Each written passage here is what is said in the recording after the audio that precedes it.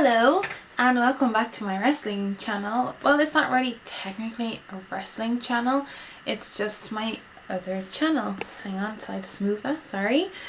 Bit of a jolt there. So last night we had our pay-per-view for September, which was Night of Champions, and I was going to do like a review kind of thing about it, but I thought that I would just talk about some of my highlights of the night and some of my disappointments, and because there were matches where I wasn't really paying attention, I just didn't really care about, so I don't want to do a review as such because A, I'm not an expert, B, it wasn't the best pay-per-view of the year, and C, I just would need about an hour because there was so much to talk about and not all good. So I had a few people ask me why I didn't do my videos anymore, and I didn't really think anyone would care, so I thought, oh, I have a good camera now, so I'll do them again, as not all the time but most of the time. And I have a spanking new notebook to take notes in, and yes, it's Hello Kitty, so whatever. First of all, flipping eyelashes. So Night of Champions was in Detroit in Michigan, and we had the kickoff show first. I hate that they call it kickoff now. Why can't they call it pre-show? Like, what's wrong with that? We had the tag team tournament type event, which was the Usos, 3MB, Primetime Players, and 3-man band, but it was Heath Slater and Drew McIntyre. And that was actually really good.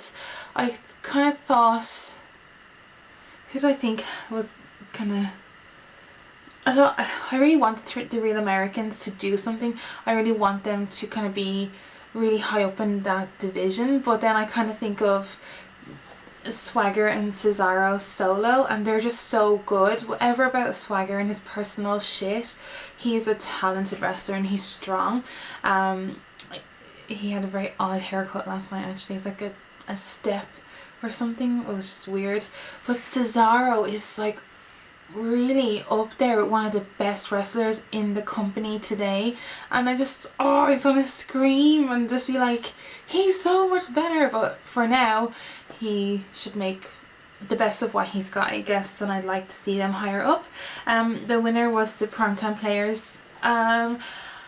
I like them, I do like them, and I liked them before Darren Young came out. It's nothing to do with that, but the only reason that they're getting a push is because he has a ton of spotlight on him because he did come out, and it's all positive, nothing is negative. I've heard nothing negative, and I think that the WWE are kind of capitalizing on that, and it's just it just could be done so much differently, but we won't dwell on that.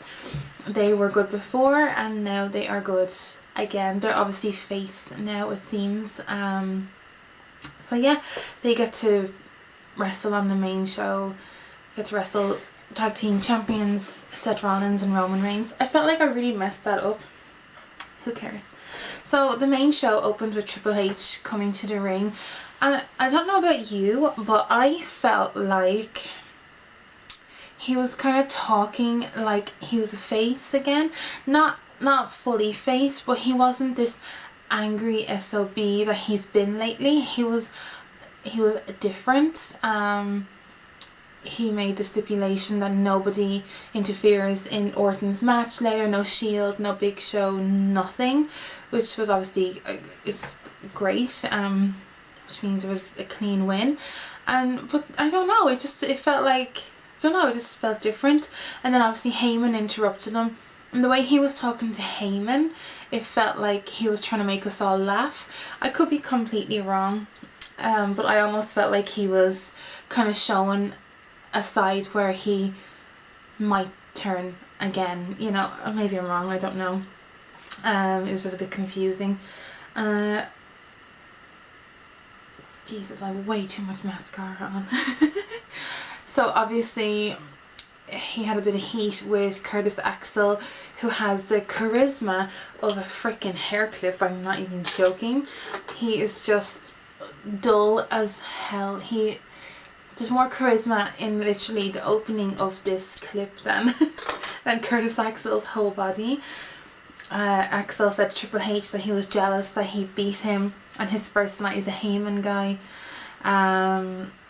Triple H made a stipulation that he would defend his belt, his Intercontinental belt, against whoever he walked into backstage first, which ended up being Kofi Kingston, which I was really disappointed with. I thought like they could have brought out someone like Fandango or Wade Barrett again. I know Barrett's had the title a few times now, but he would just be a better champion than Axel, and he's slightly more in with the crowd than Axel. But that was an alright match. Obviously Axel got the win, which made him look strong going into his match later with Punk. And it only just kind of dawned on me, like, obviously it shows that he's a good wrestler, because whatever about Curtis Axel and his character and his blandness with the mic and just that kind of thing, he is a good wrestler, and you can't really deny that, you know. Just the character's going nowhere, for me anyways. I kind of thought that Kofi looked really strong in parts. It was kind of near fall a few times. It was alright. It wasn't the best. It was just alright. Like I said, Axel got the win. Blah blah blah. If you kind of watched that match, you'll have known that there was more camera shots to Heyman than actual shots to the match.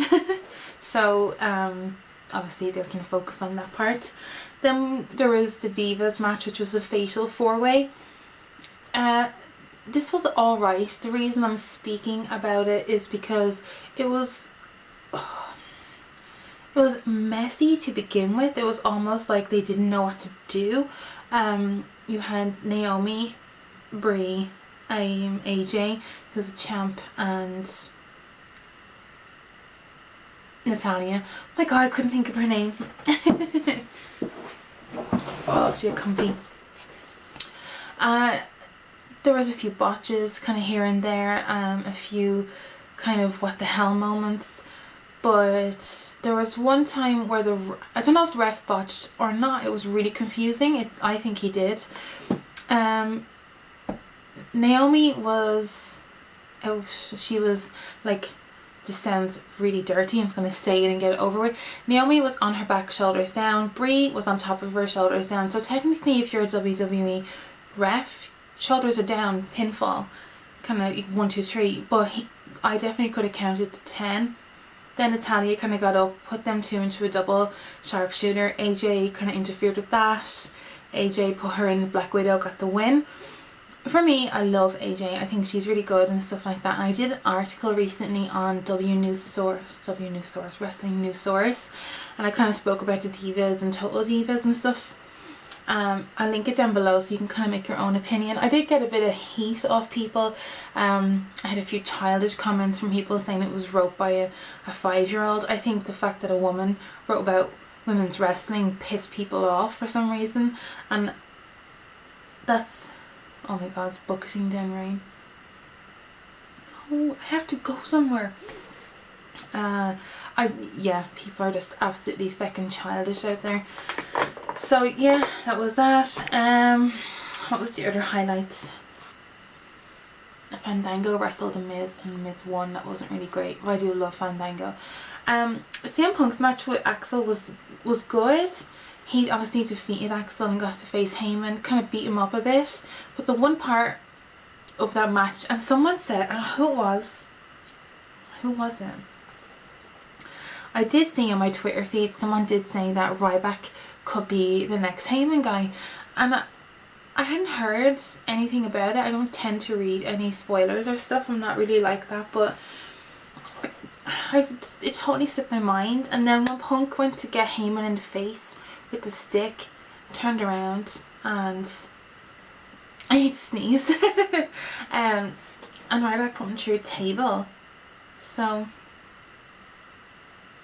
Ryback is a Heyman guy. Oh god. It just, I don't know, it doesn't make sense.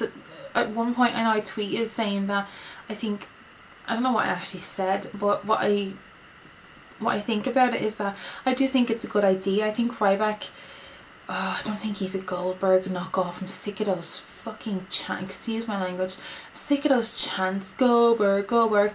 Seriously, like, stop it. Really? Like, oh, I'm gonna scream at that one day. I think it's a good move for Ryback because obviously he's gone into a bit of a heel style character and like a bully character, as in like he's bullying people behind the scenes. But I just hope that he gets over with this, because how many wrestlers have tried to get him over at this stage and it just hasn't gone anywhere. So I don't know, I really don't know. Another highlight, which I'm not going to talk about too much, is the tag team match. Now obviously the Shield retained, but my god, it was a great match. They all performed amazingly. Like, Titus O'Neil just threw them around like rag dolls. He is so strong. Great match by all four. Top notch. And then we had Ziggler versus Ambrose. Again, I won't go into too much. Look it up on YouTube. It was a great match. The two of them just sell immensely, and I loved that match. That was probably my favourite match of the whole night. It wasn't too long, but it was really good. There was one point where Ziggler did his elbow drops, and before he got to number 10, it looked like he pointed to Lawler.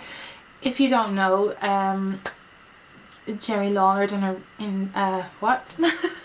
he done an interview recently and said that Ziggler's elbow drops on their match over a year ago at this stage was one of the factors in his heart attack. Now I think that's total bullshit. It's just made me lose any kind of respect I had for Lawler, which wasn't a lot in the beginning. I think that Lawler is forgetting that he has a lot of bad habits, a lot of horrible habits of food and stuff. He lives in Las Vegas, blah blah blah. Take a look at himself before he even thinks of blaming someone else. Just a loser. And then we had Mr. Bryan and Mr. Borton. I keep calling Randy Orton Blandy Borton because as he is a great wrestler when he wants to be. As a heel, he's a better wrestler. He's shit on the mic, and he again hasn't got the most charisma. He's not the worst, I guess, but he's not, outstanding. He can't really cut a promo by himself. He needs a lot of help, but he is doing extremely well with his corporation storyline. I like his heel turn at this minute better than before. I hate that people keep wanting an Evolution reform again. Like, seriously, get over it. But yeah, they were kind of both in control at different times. I thought Bryan outshone anyone on the whole night. He is just insanely talented. He is just so good. I love that moment where he was like upside down on the top rope and he was just shaking himself like crazy, and I just thought, oh my god, he is incredible. I didn't expect him to get the win, and he did. So, because obviously the ref got knocked outside the ring, another ref came in, Scott Armstrong kind of recovered, and when Bryan got that kind of flying knee to Orton and got the win, it was a very fast count. So that could be the talking point at Raw tonight. It could be the reason that he's stripped of the title. You just don't know. And yeah, I hope that this was enjoyable. I give the pay-per-view 5 out of 10. There weren't the best matches. There were some okay spots. My favourite match was Ziggler and Ambrose, and yeah, I don't know. I've spoken way too fast, sorry. I don't know, thumbs up if you enjoyed it, don't thumbs down, it's not very nice. I will leave links to my articles down below. Please subscribe, and if you would subscribe to my makeup channel, even if it's not your cup of tea, it just helps out a lot, because obviously I love my makeup and things like that. I'm a little pretty girl. And yeah, I hope you enjoy the rest of your day. It is raining out on and off, so if you're going out, hoodie, hat, umbrella, whatever. See you later guys, bye.